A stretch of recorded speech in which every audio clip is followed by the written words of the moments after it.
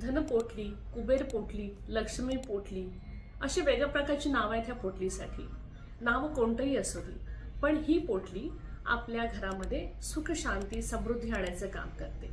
आज आपण बघूया आपण ह्या पोटलीमध्ये आपण काय काय ठेवतोय आणि ही पोटली आपण कधी ह्याची पूजा करायची आणि कशी करायची. तर ही आहे ग्रेस न्यूमरोलॉजीने खास तुमच्यासाठी तयार केलेली लकी पोटली. ही पोटली तुम्ही लक्ष्मीपूजनाच्या दिवशी तुम्ही ह्याची पूजा करून तुम्ही तुमच्या लॉकरमध्ये ठेवू शकता. तर ही पोटली तुमच्या आयुष्यामध्ये प्रॉस्पेरिटी, अबंडन्स आणि सगळ्या प्रकारची पॉझिटिव्हिटी देते. याचबरोबर तुमच्या बिझनेसमध्ये ग्रोथ, कोणत्याही निगेटिव्ह पासून पण तुम्हाला ही पोटली खूप दूर ठेवते. आणि लक फॅक्टर तर आहेच.